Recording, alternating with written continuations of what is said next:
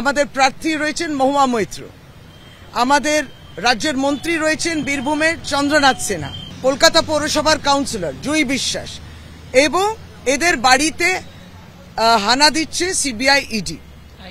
এক ধরনের আইটিও যাচ্ছে প্রচার থেকে বিরত থাকার জন্য নানান এই সমস্ত কৌশল। লোকসভা ভোটের মনোনয়ন পর্ব শুরু হয়ে গেছে, তুঙ্গে প্রচার পর্ব। ঠিক এই সময়ে তৃণমূলের লোকসভার প্রার্থী, মন্ত্রী সহ একাধিক জনপ্রতিনিধি কেন্দ্রীয় এজেন্সির তদন্তের আওতায়। ইডি, সিবিআই, আইটি, এনআইএ এর এই চতুর্মুখী তদন্ত নিয়ে এবার নির্বাচন কমিশনের দ্বারস্থ হল তৃণমূল। অভিযোগ, ভোটের মুখে কেন্দ্রীয় এজেন্সিকে মাঠে নামিয়ে বাধা দেওয়া হচ্ছে তৃণমূলের প্রচারে।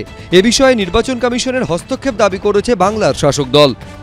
যে নির্বাচন চলছে, প্রচারে সকলেই ব্যস্ত, প্রক্রিয়া চলছে, তার মধ্যে এসে উপস্থিত সিবিআই, ইডি, আইটি, এনআইএ কে নয়, আর সকলেই পশ্চিম বাংলা আসছে।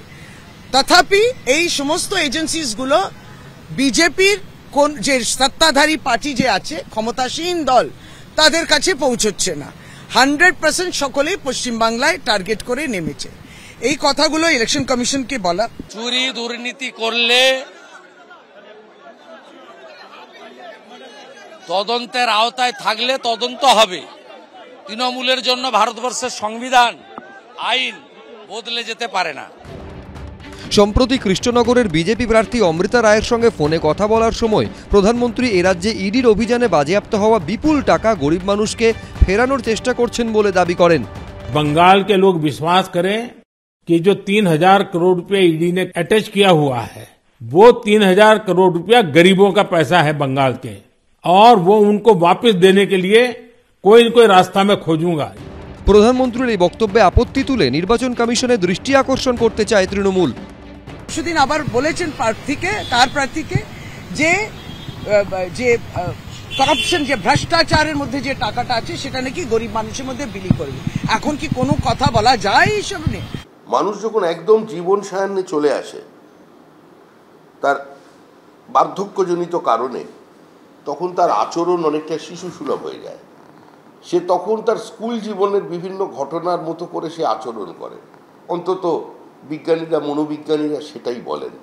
তো ছোটবেলায় যারা ওই মাকে গিয়ে কমপ্লেন করতো, বন্ধু আমার পেন্সিল কেড়ে নিয়েছে, কেউ আবার বলতো গিয়ে স্কুল টিচারকে ক্লাসরুমে যে আমার পেছন থেকে চুল টেনেছে, এটা খুব গুরুত্বপূর্ণ বিষয় বলে সে হঠাৎ দাঁড়িয়ে পড়ে ক্লাসের মধ্যে বলতো, তৃণমূল কংগ্রেস ওই ধরনের শিশুসুলভ আচরণ করছে।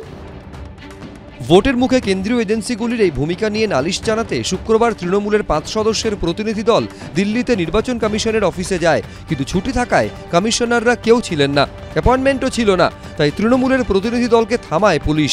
পরে তৃণমূলের তরফে মন্ত্রী শশী পাঁজা কমিশনের অফিসের রিসেপশনে ওই চিঠি জমা দিয়ে আসেন। বিজেন্দ্র সিংহ, অনির্বাণ বিশ্বাস, শিবাশিস মৌলিক, এবিপি আনন্দ।